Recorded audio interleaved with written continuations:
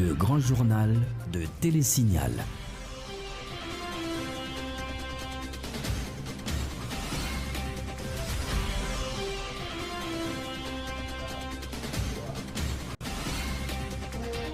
Mesdames, Messieurs, bonsoir. Très heureux de vous rejoindre pour ce journal. L'heure nationale sera reculée de 60 minutes à partir de 2h AM ce dimanche de novembre. La présidence invite la population à s'adapter à ces nouvelles dispositions afin d'éviter tout contretemps dans ses activités quotidiennes. Au sommaire également, après l'Allemagne, Michel Martelly se rend en France. Le président haïtien s'est entretenu ce jeudi avec les membres de la Chambre de commerce de Hambourg autour des opportunités d'affaires et d'investissement en Haïti. Visite à Port-au-Prince ce jeudi du conseiller américain Thomas Shannon qui a rencontré différents acteurs politiques en vue d'encourager les efforts visant à faciliter la tenue d'élections dans le pays dans les meilleurs délais. Des milliers de partisans et sympathisants d'organisations politiques de l'opposition dans les rues de la capitale ce jeudi pour exiger la libération sans condition de leurs compagnons arrêtés par la police lors de la manifestation du 26 octobre dernier. La direction générale de l'EDH annonce des coupures de courant entre 6h AM et 4h PM quotidiennement dans divers quartiers de la capitale du 30 octobre jusqu'au 31 décembre 2014. Et puis, lancement de l'édition 2014 de Haïti Fashion Week autour du thème « Ma mode, mon patrimoine, pays invité, le Mexique ». Le ministère du Tourisme dévoile sa première classification des hôtels du pays. Environ 5000 chambres d'hôtel ont été évaluées dans le cadre de cette campagne qui remplace les étoiles habituelles par des hibiscus. Voilà pour les titres, à tout de suite.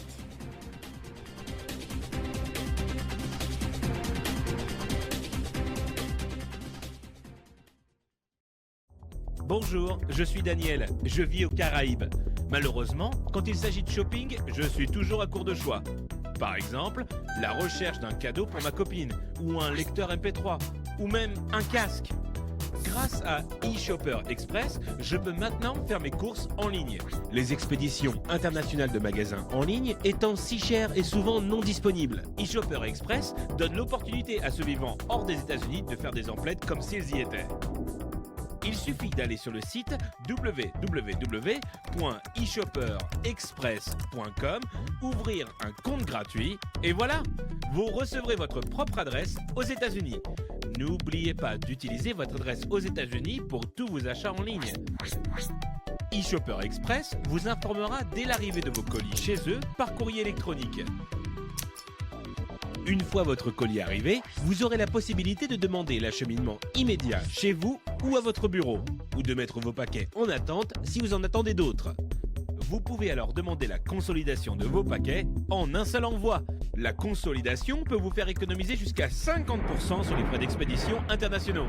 Incroyable! eShopper Express livrera vos colis à votre porte en quelques jours. Pas de soucis, pas de risque, pas de maux de tête. Pour plus d'informations, accédez à www.eshopperexpress.com. Vous travaillez pour construire votre avenir. Les fruits de vos efforts méritent d'être protégés. Tous vos investissements, chaque employé dévoué, chaque précieuse acquisition, aujourd'hui et pour les générations futures, un malheur est vite arrivé. Soyez prêts, car les conséquences pour vous peuvent être dévastatrices. Avec la AIC à vos côtés, vous pouvez affronter sereinement les surprises que vous réserve la vie. Retombez sur vos pieds.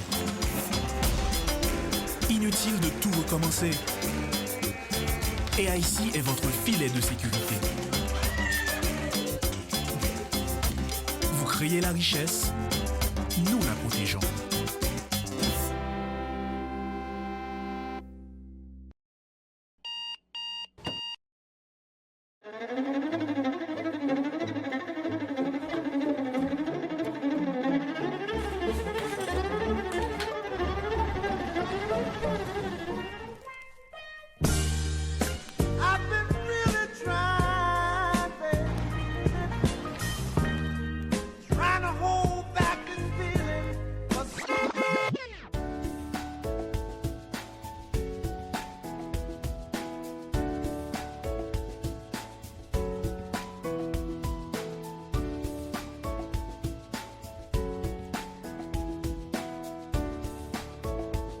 démaquillant, lotion après rasage et lotion rafraîchissante. Limacol, la fraîcheur de la brise dans une bouteille. Limacol est un produit de la Disprofar en vente dans tous les supermarchés et les pharmacies. Sous tête mon nou yo ak terre nou qui pi riche dans pays d'Haïti, n'a besoin un café qui gen nam, c'est Reboul sien. Sorti dans grand danse pour arriver dans grand nord, passer par plateau central, atterrir dans montagne Belancio, ak toute l'autre zone qui produit café dans pays a, nous mettons bons outils, bonne structure et surtout connaissance et confiance dans l'idée pour nous joindre plus bon résultat. C'est depuis notre cueilli grain café à passer dans traitement que nous mettons bon gens contrôle pour nous joindre plus bon qualité. Nous servons avec appareil moderne dans sécher, séparer et puis trier café à. 42 récoltes café nous gagnons sous tête nous là. Ben nous avons pile expérience dans causer traiter café. Volonté pour nous ba ou plus bon service chaque jour plus plus. Exiger nous servir avec matériel sophistiqué qui respecte normes et principes, avec différents mélanges nous. Sorti dans gourmet, de luxe, classique, privé dans l'épibon, dans chaque paquet, dans chaque tasse, Rebo porté pour vous, pi bon goût café pays d'Haïti.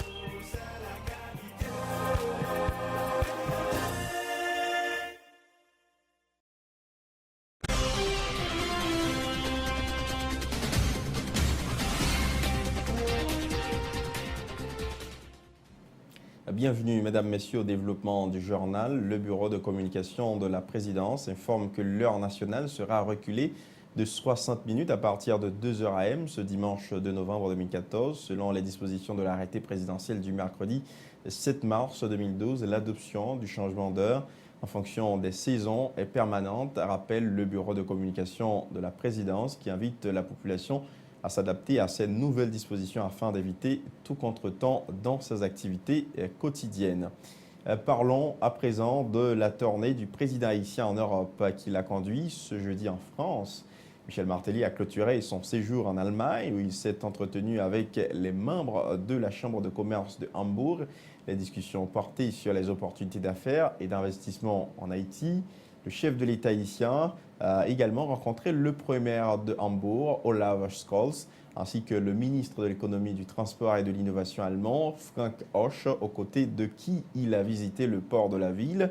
Michel Martelly en a profité pour faire état des efforts consentis par son administration en vue de renforcer la capacité de plusieurs ports en Haïti. Autre point à ce journal, une délégation du département d'État américain était en visite au Sénat de la République ce jeudi. Au cours des discussions qui ont duré environ 1 heure, Thomas Shannon, le conseiller du secrétaire d'État des États-Unis, et l'ambassadeur américain en Haïti, Pamela Wright, se sont entretenus avec quelques sénateurs autour de la crise politique. Le sénateur Francisco de la Cruz, qui participait à cette rencontre, a expliqué que ses pairs, Simon de Soldera, Fritz Carlos Lebon, John Joël Joseph, Jean-William Gentil et Steven Benoît ont fait état de manque de volonté de la part du chef de l'État pour organiser de bonnes élections en Haïti. Le sénateur Francisco de la Cruz au micro de Dukenson Lazare et Yvan Saïd. Moi je le dis personnellement, ça veut dire, moi je le dis personnellement. Pas réponse. Non, pas vrai. Non, ça ne pas dans ça. Même pas prendre en considération ça. On me dit exactement comment a été la situation, quel a été mon point de vue, non seulement comme parlementaire, comme sénateur de la République et comme vice-président national de l'OPL. Et m'accrocher toujours à la proposition de l'OPL. Qui coûte Non, non, pas ça. Pas de pression. Qui coûte avec pas une question coûte mais c'est que si nous-mêmes nous pas chuter ensemble pour notre situation, mais c'est ça fait pas nous ça veut dire que qu'on le veut ou non, pas de monde qui a une bonne solution, une solution magique. C'est nous-mêmes pour Kichita. C'est nous-mêmes pour Kichita, non, c'est nous-mêmes pour Kichita que le président assume qu'il mettait là à la hauteur de sa tâche, que le connaît que président Martelly, que le connaît qu'on pays cap souffrir, que le connaît qu'on pays cap souffrir depuis 4 ans il pas fait élection.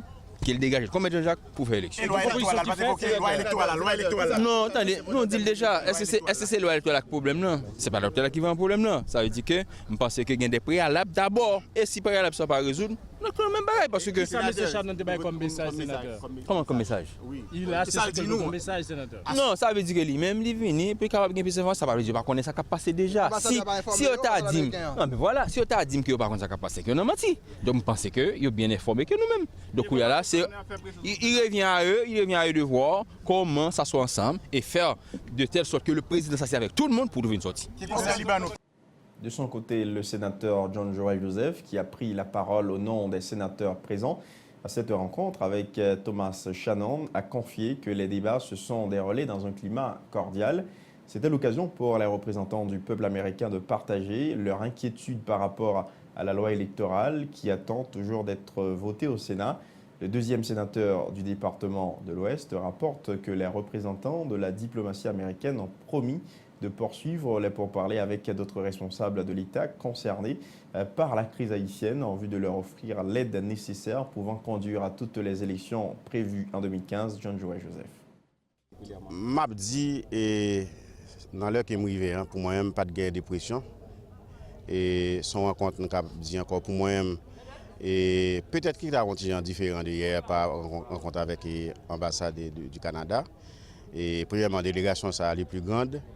Et peut-être que Thomas Shannon, sous des questions qui peut-être il pas attendre la réponse qu'il a validé. D'abord, on a un sénateur John qui est là, un sénateur Jean qui fait partie des groupes 6 là, donc qui posait problème de négociation et qui campait. Donc, le président a entamé une question de consultation et consultation n'a pas avancé. Donc, même montrer nous intérêt qui gagne pour que la loi électorale n'a pas voté. Donc nous montrons directement que la loi électorale n'a pas voté sans que le problème qui est posé à travers et négociations qui a cherché n'a pas arrivé mettre sous pied sans nous brûler un accord politique qui est capable de débloquer la crise là. Donc une fois que nous finissons dans des positions nous et nous t'ai même posé autour des problèmes qui gagnent par rapport avec et confiance qui pas gagné dans l'institution dans l'appareil électoral spécialement et sous base ça, si nous parlons de l'élection, donc quel que soit acteur par l'élection, il faut que l'appareil électoral inspire confiance. Donc ça n'a pas gagné. Le pouvoir exécutif, lui-même, façon qu'il a peut-être mené et pays, donc il n'a pas fait et pièces citoyennes confiance dans le pays. Donc nous essayons d'expliquer en long et en large les problèmes que le pays a traversé. Il faut dire que le conseiller Thomas Shannon a effectué sa visite en Haïti ce jeudi pour réitérer le support des États-Unis à l'organisation des élections dans un délai convenable, encourager le dialogue politique et souligner les progrès effectués dans les domaines de la reconstruction et du développement. Le conseiller Shannon s'est entretenu avec le Premier ministre Laurent Lamotte, le cardinal Chibli Langlois, des membres du Parlement et des représentants de partis politiques haïtiens ainsi que le représentant spécial du secrétaire général des Nations Unies en Haïti, Mme Sandra Honoré. Il était accompagné de l'ambassadeur Pamela Wright et du coordonnateur spécial pour Haïti, Thomas Adams. Et puis, à l'appel de la table de concertation regroupant le MOPOD et la FOPARC, plusieurs milliers de partisans de l'opposition ont manifesté une nouvelle fois ce jeudi à Port-au-Prince dans le but de la libération sans condition de leurs camarades arrêtés lors des récentes manifestations de rue organisées dans la capitale. Les manifestants dénoncent ce qu'ils appellent des arrestations politiques effectuées par le régime au pouvoir. Les protestataires réclament également la démission du président Martelly.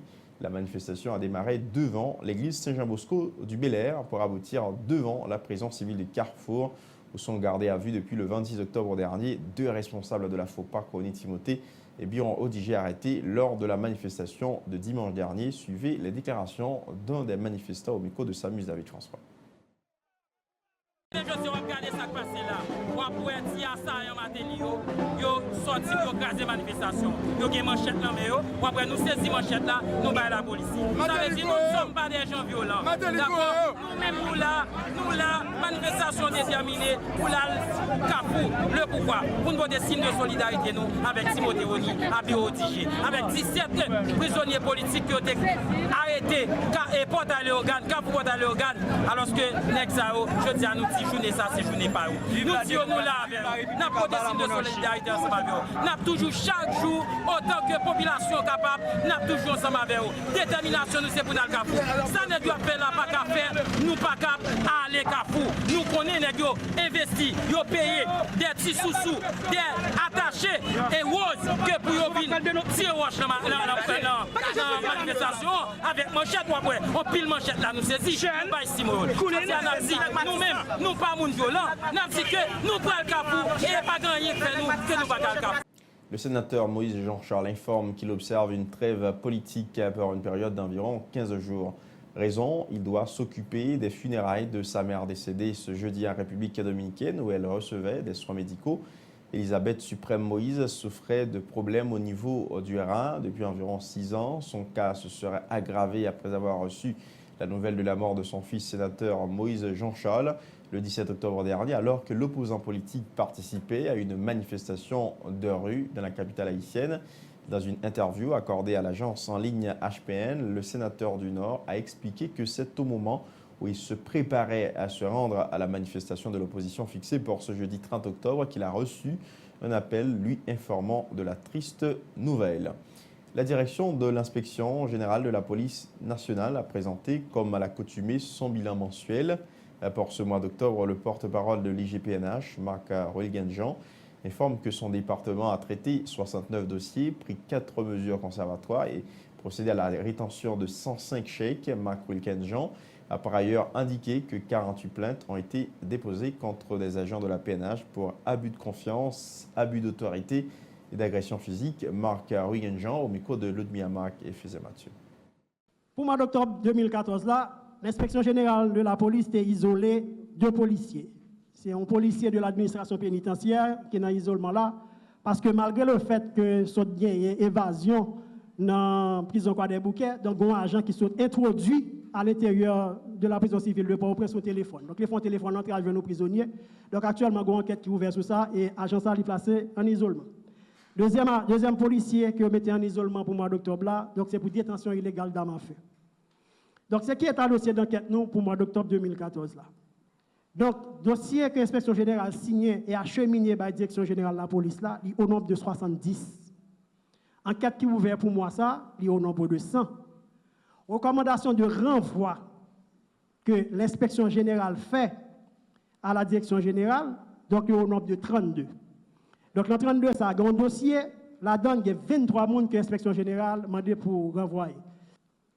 Recommandation de renvoi qui est approuvée par le directeur général là, pour le mois d'octobre, là, au nombre de 4. Il y a une, c'est pour homicide. Il y a 3, c'est pour blessure par balle. Donc, recommandation de renvoi, ça attend approbation du ministre de la Justice là, pour être capable effective. Décision de renvoi qui est approuvée par le ministre de la Justice là, pour le mois d'octobre, là, au nombre de 26. Donc, ça veut dire qu'il y a 26 personnes que le ministre de la Justice là, d'accord, puis retiré dans la police là pour raison ça. Il y a 15, c'est pour abandon de poste. Il y a 11, c'est pour des motifs divers. En discutant autour du renforcement de la discipline et l'intégrité au sein de la PNH, le porte-parole de l'inspection générale de la police nationale d'Haïti, Marc Ruilgenjean, a insisté sur le fait que les policiers doivent respecter les règlements internes de l'institution, disant que la police doit être en mesure de gérer une foule psychologiquement et physiquement. Marc Ruilgenjean. Il y a 2 bagages qui sont fondamentales. Donc, c'est attitude et aptitude policière en face foule. Donc, ça fait que, ça, attitude, aptitude, ça fait que policier a une nécessité, ou bien une nécessité pour policier à comprendre et capable d'analyser le comportement foule. Et il faut que policier a tout, ou bien il faut que policier qui est intervenu dans ce sens-là, ait une capacité pour gérer le stress. Et si vous n'avez pas de capacité pour gérer le stress, et si vous n'avez pas de capacité pour analyser le comportement foule, donc à ce moment-là, vous êtes capable de faire un usage abusif ou bien un usage exagéré de la force. Donc, l'autre principe, c'est que nous avons recouru à la force de police, en fait, il a recouru plutôt à des moyens non violents avant qu'utiliser la force. Ça, c'est son principe. Là, on dit recourir à des moyens non violents, ça suppose que la police a fait ça la persuasion, la police fait ça la médiation, la police fait ça la négociation ou l'utilisation d'équipements défensifs que nous avons précédemment. Donc, comme principe international ou bien de droit international, on dit qu'aucune restriction inutile ou pas qu'à apporter au droit à la liberté d'expression, de réunion, d'association, de circulation. ça ne veut pas dire la police pas qu'à restreindre, non. Il dit, faut que restrictions, ce n'est pas des restrictions qui sont inutiles. Je le disais en titre, la Direction générale de l'électricité et d'État d'Haïti annonce que des coupures de courant programmées de 6h AM à 4h PM seront constatées quotidiennement dans divers quartiers de la capitale à compter de 30 octobre et jusqu'au 31 décembre. Et ces coupures de courant seront dues aux différents travaux de réhabilitation des 6 circuits de distribution dans la zone métropolitaine de Port-au-Prince qui ont été entrepris dans le but d'offrir un meilleur service à la population, rapporte le site d'information HPN. Par conséquent, les riverains des circuits de Rodelma, route Fragnoville, Silo, village Uldeka, rue Faustin 1er, Delma 83, Jaquette Auto, Puy-Blanc, route de Delma de 33 à 73, Delma 32, Delma 40B, Delma 49, Delma 65 et 71, Martissan, rue des Magasins de l'État, avenue Bolos, habitation Leclerc, Fontamara, Bizoton, Dikini, rue Barreau, Martissan 25, Marine Haïtienne, rue Pavé, centre-ville de Port-au-Prince, rue Cameau, village L'Éternel, usine Joseph Janvier, Mariani, Merger, Gressier, Léogane, Darbonne, Dufort, pour ne citer que ceux-là, seront privés d'électricité à partir de ce jeudi 30 octobre et suivant les horaires indiqués. On observe une nouvelle pause, mesdames, messieurs, on vous retrouve tout de suite après.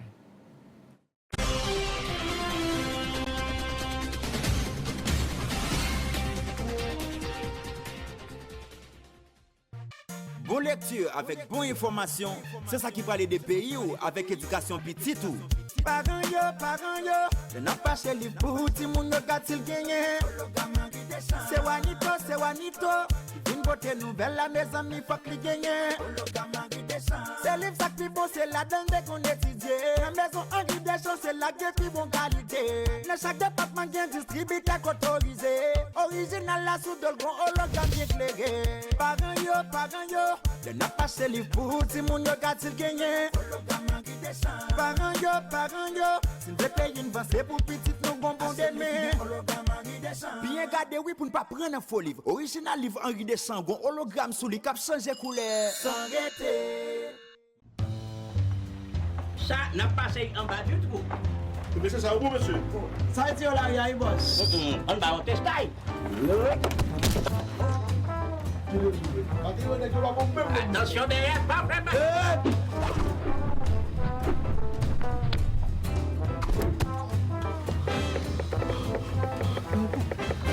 Wilkie, viens t'admire. Oh! Nous correct. Nous sommes papa. Halbay. Canes Construction. Halbi. Canes Construction. Ah, ok. Canes Construction, un grand monde dans le game de nous vivons tout numéro 1. Pour plus c'est nous, l'autre gagne un dépôt. Nous gagne Canes Construction, nous sous plus terrain que tout l'autre yo. Bois, fer, ciment, céramique, peinture, électrique. Nous gagne cuisine tout pareil. C'est Astel, Plaquel. Adresse nous tout dans la carte là, c'est nous. Canes Construction, des bureaux pour suivre pas de l'autre côté.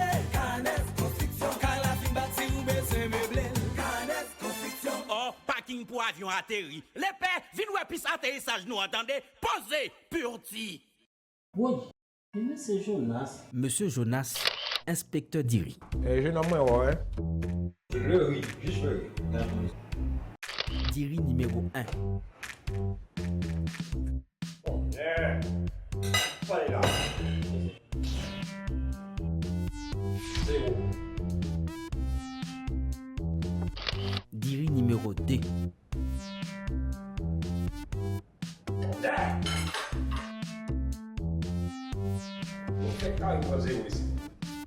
D'Iri numéro 3.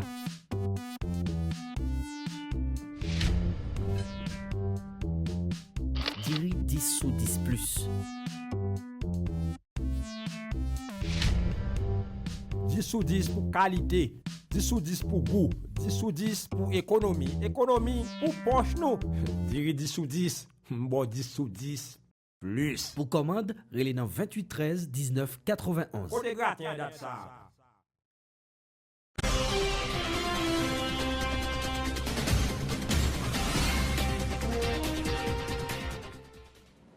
De retour après la pause, mesdames, messieurs, la ministre du Tourisme Stéphanie Balmière-Vildroin a remis ce jeudi les panonceaux de classification des hôtels aux opérateurs classés dans le cadre de la campagne de classification lancée par son ministère. Ces panonceaux, qui seront placés devant les hôtels classés, indiqueront le niveau du service en fonction du nombre d'hibiscus qui tendent à remplacer les étoiles utilisées à l'étranger par lesquelles ils sont sanctionnés. La ministre Balmière-Vildroin, tout en annonçant une nouvelle campagne de classification pour janvier 2016, a précisé que l'année 2015 sera consacrée à l'accompagnement des opérateurs dans l'idée de développer leurs hôtels en fonction du classement de 2016. Stéphanie Balmière-Vildroin.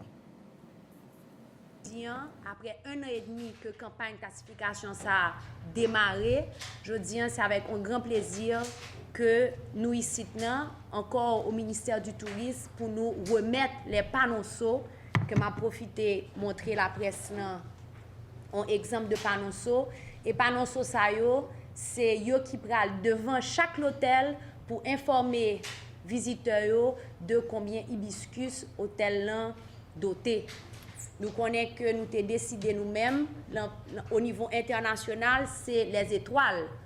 Mais le ministère du Tourisme, comme il a lancé une nouvelle campagne promotion paysan à travers la fleur d'hibiscus, nous avons fait une rencontre stratégique avec le secteur privé et différents membres qui ont participé dans le projet de classification. Nous avons décidé pour nous prendre fleur hibiscus pour nous classifier hôtel. Donc, un hibiscus équivalent à 1 étoile. Donc, c'est là, je dis nous là, pour nous qui suit le projet, nous arrivons à la fin première étape là, mais il y a une deuxième étape qui ouvre parce que nous connaissons qu'il y a plus de 10 000 hôtels 10 000 chambres d'hôtel qui identifient dans l'inventaire là, mais seulement la moitié classifiée. Donc, il y a un pile de travail. Et c'est pour ça, sous le panel là, que nous avons un directeur investissement qui travaille sur toute affaire investissement et tout, comment nous pouvons accompagner les opérateurs pour améliorer l'infrastructure de l'hôtel et la formation pour nous assurer nous que leur service au niveau hôtel, que c'est des services de standard et de qualité. Cela fait 1 an et demi depuis que le ministère du Tourisme a lancé cette campagne de classification des divers hôtels du pays. Ces hôtels ont été évalués et classés par des hibiscus équivalents aux étoiles qui servent à la classification des hôtels à l'étranger. Environ 10 000 chambres d'hôtels ont été évaluées, mais seulement la moitié a été classée selon la ministre du Tourisme. Et cette cérémonie de remise de panonceaux était l'occasion pour la responsable de classification de présenter la procédure utilisée pour établir les critères de classification pour Haïti. Bertie Denroy explique que divers critères de classification internationale ont été étudiés et adaptés à Haïti. La responsable en a profité pour donner quelques exemples de comparaison entre les hôtels de 2, de 3 et de 4 hibiscus. Bertie Denroy. Nous prenons grille classification internationale. Il faut que nous connaissions tout. Classification, c'est un bagage qui est international. C'est un bagage qui est international lié. Ça veut dire que ce n'est pas comme si pour Haïti, il y a une grille internationale pour tout hôtel, pour que là en Haïti, que là partout dans le monde, un touriste international lié. Nous prenons grille classification européenne, nous prenons grille classification nord-américaine, nous prenons grille classification pays qui est plus proche, nous République dominicaine, nous prenons Tunisie et puis nous prenons Maroc tout. Après ça, nous chita. Nous gardons toute grille classification ça yo, tous critères qui comme si qui commun à toutes et puis qui adapté à Haïti. Après, nous venons prendre des critères qui parlent l'autre là yo parce que l'autre pays ça yo, organisé en l'autre gens. Critères là prend depuis l'entrée hôtel là, ou arriver dans le lobby, ou pour un restaurant yo, ou pour cuisine, ou prendre une chambre qu'on a le client dans la chambre ni dans la salle de bain qui ça les joindre. Différence qui gagne niveau hibiscus là yo. C'est niveau confort que vous allez gagner. Un hôtel qui a 4 hibiscus, vous avez besoin d'une cabane qui est bon. Et pas une cabane côté que le restaurant va rentrer dans le dos. Vous comprenez? C'est niveau confort que vous gagnez. Et puis dans l'hôtel, chaque 1-2, il y a un minimum. Vous avez besoin d'une cabane, il va gagner encore. Ça qui a 4-5 hibiscus, vous avez besoin d'un petit mini-bar dans la chambre, vous avez besoin d'un miroir plein pied, vous avez besoin d'un bio, vous avez besoin d'une télévision avec écran plat, vous avez besoin d'un climatiseur. C'est que dans le hibiscus, ou pas besoin. Certains représentants d'opérateurs d'hôtels présents à cette activité ont salué cette initiative du ministère du Tourisme.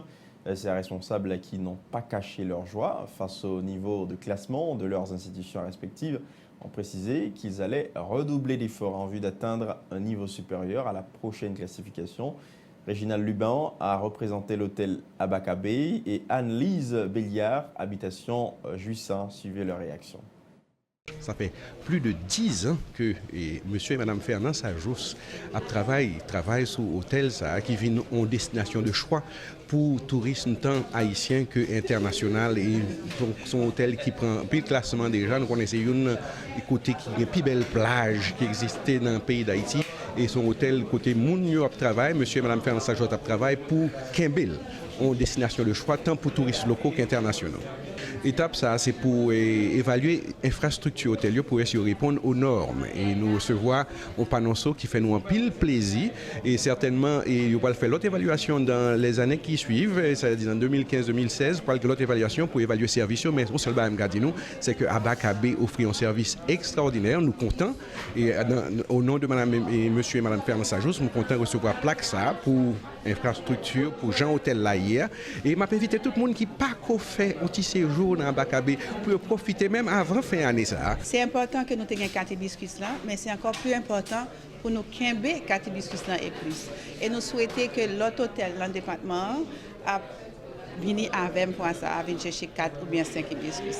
Cinquième là, c'est pour nous travailler, pour nous faire meilleur service et pour l'hôtel là monter plus haut, pour nous faire plus de chambres, pour nous faire plus un service 5 étoiles.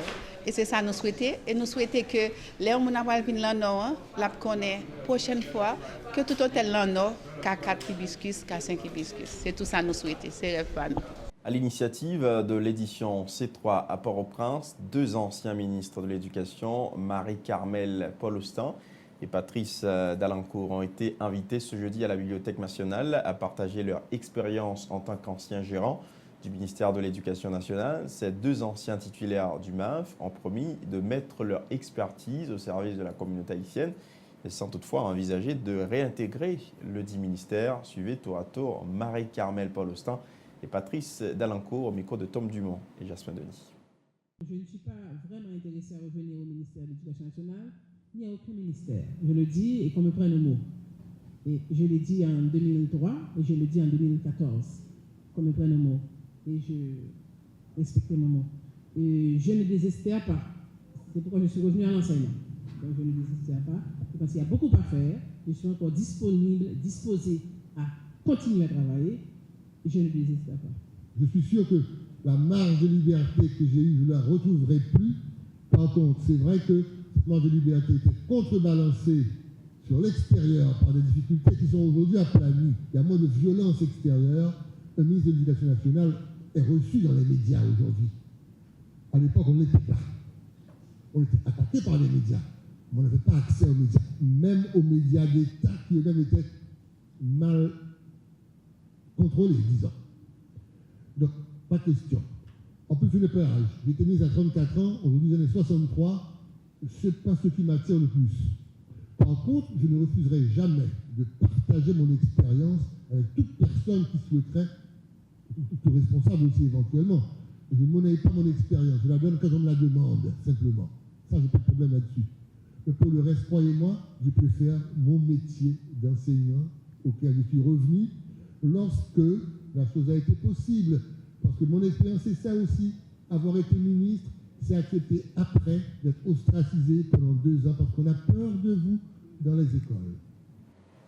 La directrice de la Bibliothèque nationale place cette conférence débat dans le cadre d'une série initiée par les responsables de l'édition C3 à Port-au-Prince. Simli Prophète croit important de tirer profit des expériences des anciens cadres de l'éducation.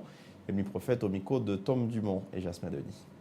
La Bibliothèque nationale est l'un des grands lieux de diffusion de la culture. Donc c'est une conférence qui a été proposée par C3 et la maison d'édition dirigée par M. Fred Brutus, que nous avons volontiers accepté et dont je suis très fier d'avoir accepté parce que les paroles qui ont été dites ce matin, il fallait les entendre, il fallait les partager.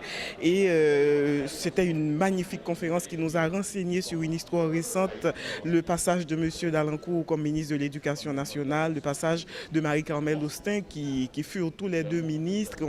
On a compris à quelles difficultés ils étaient confrontés et pendant leur passage. Et on a compris aussi beaucoup de choses sur le fonctionnement du système éducatif et compris les difficultés et que traverse ce système justement aujourd'hui encore malheureusement. Pourquoi vous êtes interpellé par ce sujet ? Disons aujourd'hui. Bon, je suis interpellée par ce sujet à plusieurs titres. D'abord comme citoyenne haïtienne et d'abord et aussi comme écrivain, comme mère de famille, donc et à plusieurs titres. Et c'est un sujet qui devrait nous préoccuper tous parce que de l'éducation dépend absolument tout.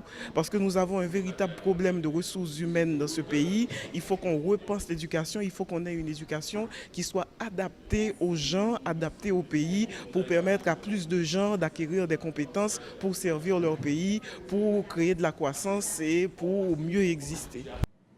De son côté, l'écrivain Dany Laferrière encourage les anciens ministres de l'Éducation en Haïti à venir partager leurs expériences avec la communauté haïtienne. Dany Laferrière s'interroge sur les causes de l'échec des programmes d'alphabétisation qui, selon lui, n'ont pas toujours atteint les résultats escomptés. Toutefois, il dit reconnaître que les problèmes auxquels fait face le système éducatif haïtien sont complexes. Dany Laferrière au micro de Tom Dumont et Jasmin Denis. J'ai posé une question tout à l'heure par rapport au fait que les anciens ministres de l'Éducation nationale devraient se mettre ensemble, mettons 4 à 5 ans, pour essayer de donner leur expérience, leurs observations, ce qu'ils ont retenu de leur passage. Et un des anciens ministres, M. Dalancourt, à qui j'ai posé une question qui paraît très intellectuelle, m'a répondu de manière lumineuse. Je lui ai demandé pourquoi l'alphabétisation a toujours échoué. Est-ce parce que c'est un sujet qui touche tout le monde, qui a tant de demandeurs, puisqu'il y a beaucoup d'analphabètes dans ce pays, que, sachant qu'on ne peut pas régler un tel sujet, on a préféré envoyer en touche, on a préféré faire des grands discours, rendre ça politique, politiser ça. Il a parlé d'hyperpolitisation de l'alphabétisation. Il m'a répondu simplement qu'il n'y a pas eu tellement de demandeurs qu'on croit, et que pour alphabétiser, il ne suffit pas de dire je vais alphabétiser les gens pour que les gens soient intéressés à être alphabétisés. Il y a des gens qui sont beaucoup plus âgés. Ces gens-là ont compris qu'ils peuvent continuer leur vie avec ce qu'ils ont appris comme expérience de la vie réelle et qu'ils n'ont pas. Et puis aussi, il faut arriver à convaincre ceux qui voudraient bien, ceux qui devraient bien être alphabétisés, à vouloir l'être. Enfin, que la question n'était pas aussi simple que juste tout le monde a besoin d'être alphabétisé. Où êtes-vous? On est là. C'est beaucoup plus complexe que ça et elle est aussi complexe que toutes les autres questions touchant à l'éducation.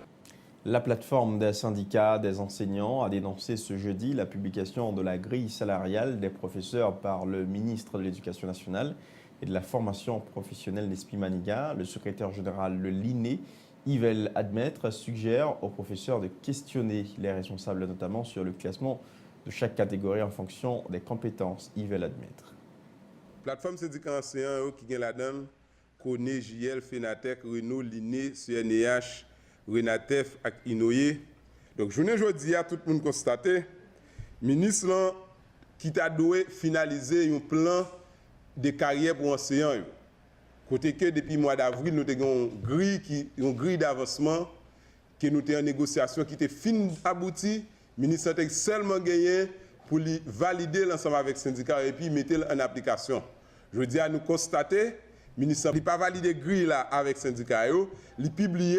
Donc, puisqu'elle publie dans toute la rue, pour nous-mêmes syndicats, nous considérons que le ministre mette grille là en application. Donc, on a demandé aux professeurs pour le ministre dire dans quelle catégorie, dans quel échelon, puisque le ministre a publié grille. Donc, on a attendre pour le ministre dire chaque professeur, c'est le niveau de formation, c'est le nombre d'années d'expérience pour le ministre dire, mais dans quel échelon, donc pour connaître à partir de quelle date le salaire va augmenter en fonction des grilles. Deuxièmement, En deux statuts particuliers, nous avons parlé d'un fonds de garantie. Fonds de garantie, c'est un fonds qui doit assurer les entreprises financières, si le professeur a besoin de fonds prêts, soit pour logement, mais prêt pour investissement, il y a un fonds que l'État a créé pour garantir et prêt professeur. Je ne dis pas, nous avons un pile gaspillage qui a fait dans le ministère là. Or, nous croyons que gaspillage, comme ça a gaspillé, il doit servir comme un élément de base pour commencer à créer fonds. Parlons culture, c'est ce jeudi que s'ouvre à Pétionville la 3e édition de Haïti Fashion Week. Autour du thème Ma mode, mon patrimoine, pour cette édition 2014, Haïti accueille le Mexique comme invité d'honneur. C'est le signe du partage. L'objectif principal de cet événement de la mode étalé sur 4 jours, mettre le travail des designers haïtiens et les tendances mondiales sous les feux des projecteurs, en leur offrant un espace privilégié, spectacles de musique et de chant, défilés professionnels et showrooms d'exposition feront partie du menu. Encore l'un des membres du comité organisateur, Maggie Durcé, la styliste, a par ailleurs plaidé en faveur de la création d'une presse de mode en Haïti en vue de susciter plus d'intérêt autour des collections haïtiennes de haute couture et de prêt-à-porter. Les propos de Maggie Durcé ont été recueillis par Michel Depayen et Max Joseph. Si Haïti Fashion Week a pu arriver à ce niveau-là en 3 ans, c'est vraiment grâce à vous. C'est grâce à cet intérêt que vous portez. Et oui, vous le méritez. Et on le répète, et on va souvent le répéter. C'est vrai qu'on a été bien vendu par vous et au niveau des autres pays. Parce que si vous, en tant que journaliste haïtien, bon, la question de mode vient d'arriver là, de voir comment vous pouvez plus nous accompagner par des formations et tout. Donc c'est surtout ça moi-même que je voulais vous dire ce soir, puisque vous avez été invité à une formation et sur, alors bien entendu, la photographie de mode avec un journaliste des États-Unis, de New York, qui est venu spécialement pour ça, c'est M. Thompson. Donc c'est pour montrer qu'on veut vraiment qu'il y ait un secteur, et non seulement une filière, mais vraiment un secteur. C'est vrai que le secteur culturel, on trouve la filière de la mode, mais c'est tellement grand parce que en tant qu'acteur de la filière, il n'y a pas seulement les designers. Souvent, on ne parle pas des mannequins, mais même si nous travaillons, si les mannequins ne sont pas là pour faire valoir nos habits, c'est comme si on n'a rien fait. Et c'est pourquoi on est obligé de travailler à leur size, parce que c'est eux, elles, qui sont nos vitrines, nos présentoirs. La première Nuit Blanche de la Caraïbe aura lieu demain vendredi à la capitale haïtienne. Cet événement, qui se déroulera sous le thème Utopie urbaine, réunira plus d'une vingtaine de créateurs haïtiens et étrangers dans la nuit du 31 octobre au 1er novembre dans plusieurs quartiers de la zone métropolitaine de Port-au-Prince, autour de spectacles de rue, projections cinématographiques dans des institutions culturelles, espaces privés au public, scénographie urbaine, installations lumineuses et sonores, a indiqué la directrice de la Bibliothèque nationale, Émilie Prophète. Et cette initiative vise à impliquer les artistes et les citoyens dans la reconstruction de cette ville. Les explications d'Émilie Prophète au micro de Tom Dumont et Jasmine Denis. C'est la première nuit blanche de la Caraïbe et d'Haïti aussi qui va se tenir ici à Port-au-Prince, à Pétionville aussi. La nuit blanche a lieu dans beaucoup de villes d'Amérique et d'Europe, et en Europe d'abord, et puis maintenant il y a une nuit blanche à Miami, la nuit blanche à Toronto, à Belo Horizonte au Brésil et dans beaucoup d'autres villes. Donc il y a des performances, des artistes, des créateurs qui font des performances pendant la nuit, et aussi la Bibliothèque nationale, moi, j'ai tout de suite aimé l'idée du projet parce que je pense qu'une ville, ça doit vivre la nuit. Comme pour répéter le titre d'un très beau livre qui a été écrit par Richard Boringer il y a quelques années, c'est beau une ville la nuit. Donc faire vivre Port-au-Prince la nuit, dire aux gens mais vous pouvez sortir, vous pouvez créer une vie, vous pouvez faire vivre cette ville, c'était extrêmement important. Donc c'est ce qui va se passer demain, c'est une expérience. On va voir est-ce que les gens sont prêts à habiter leur ville comme comme ils veulent, parce qu'ils habitent quand même la ville, pendant la nuit. Et on a choisi des lieux improbables et des lieux très probables aussi. Lieu improbable, la Bibliothèque nationale, parce que la Bibliothèque nationale est à la rue du Centre et que beaucoup de gens imaginent pour des raisons diverses et variées qu'ils ne peuvent pas venir à la rue du Centre, ce qui est complètement faux, parce qu'il y a des gens qui habitent cette rue, qui vivent nuit et jour dans cette rue. Et il y aura aussi la grande rue avec artistes résistance, à gagner place Saint-Pierre-Pétionville, il y a des artistes qui travaillent, faire des jeux de lumière sur l'église Saint-Pierre, et le centre culturel Brésil-Haïti, il y a la Focale, il y a l'hôtel Olofsson. Donc c'est vraiment une belle bagaille. Entre autres sites qui accueilleront l'événement, citant la Bibliothèque nationale, le ministère de la Culture et la TOR 2004, le musée du Panthéon national, la Fondation Connaissance et Liberté Focale, l'hôtel Olofsson, l'Institut français, les places Saint-Pierre et Boyer à Pétionville. Invité à Port-au-Prince pour participer à cet événement, l'académicien Dany Laferrière, il dit croire nécessaire l'organisation de tel événement à Port-au-Prince qui a déjà eu des retombées positives dans plusieurs villes du monde, dont Toronto au Canada. Dany Laferrière indique par ailleurs qu'il sera présent demain à la Bibliothèque nationale pour prendre part à cette première nuit blanche à Port-au-Prince. On écoute au micro de Tom Dumont et Jasmine Denis. Mais il y aura aussi des expositions de peinture, il y aura de la sculpture, de la musique, et tout cela est coordonné par Mme Émilie Prophète et M. Giscard Bouchotte, qui est conservateur d'art.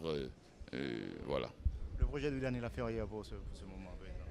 Mon projet, rencontrer des gens. Non, je n'ai jamais de projet. Voir ma maman que je viens de voir là, et surtout rencontrer des gens, me balader dans les rues de Port-au-Prince et capter un peu ce qui se passe dans la ville. Par exemple, j'étais là, j'ai essayé d'acheter des médicaments en ville et j'ai bien vu qu'il y a de la difficulté, mais quand même, malgré tout, on trouve ce dont on a besoin. Parce que moi, c'est ce qui m'intéresse, c'est la vie quotidienne. C'est-à-dire, je ne réponds pas, je ne me pose pas des questions générales et abstraites. On parle de la santé en Haïti. Non, moi, je vais acheter un médicament, je veux savoir si je peux le trouver. Bon, on dit qu'il y a beaucoup d'endroits où les médicaments sont expirés. C'est parce que j'ai vu. Donc, je suis allé à un endroit et j'ai demandé et j'ai eu. Donc pour moi, c'est très important, ce contact direct avec la réalité. Autrefois, c'est ma mère, quand elle me téléphonait, qui me donnait le pouls de la vie haïtienne en me disant tout simplement comment ça se passe au marché. Si elle va au marché, elle ne trouve pas de riz, ça veut dire que le pays est en difficulté extrême, pas seulement économique, et qu'il y aura une instabilité politique qui va suivre. On fait le point sur l'actualité. L'heure nationale sera reculée de 60 minutes à partir de 2h AM ce dimanche 2 novembre. La présidence invite la population à s'adapter à ces nouvelles dispositions afin d'éviter tout contretemps dans ses activités quotidiennes. Et puis, sachez qu'après l'Allemagne, Michel Martelly se rend en France. Le président haïtien s'est entretenu ce jeudi avec les membres de la Chambre de commerce de Hambourg autour des opportunités d'affaires et d'investissement en Haïti. La visite à Port-au-Prince ce jeudi du conseiller américain Thomas Shannon, qui a rencontré différents acteurs politiques en vue d'encourager les efforts visant à faciliter la tenue d'élections dans le pays dans les meilleurs délais. Des milliers de partisans et sympathisants d'organisations politiques de l'opposition dans les rues de la capitale ce jeudi pour exiger la libération sans condition de leurs compagnons arrêtés par la police lors de la manifestation du 26 octobre dernier. Et puis la direction générale de l'EDH annonce des coupures de courant entre 6h AM à 4h PM quotidiennement dans divers quartiers de la capitale du 30 octobre jusqu'au 31 décembre 2014. Lancement de l'édition 2014 de Haïti Fashion Week autour du thème « Ma mode, mon patrimoine », pays invité, le Mexique. Le ministère du Tourisme dévoile sa première classification des hôtels du pays. Environ 5000 chambres d'hôtel ont été évaluées dans le cadre de cette campagne qui remplace les étoiles habituelles par des hibiscus. Fin de ce journal, mesdames, messieurs. Merci à chacun de vous de l'avoir suivi. À très bientôt.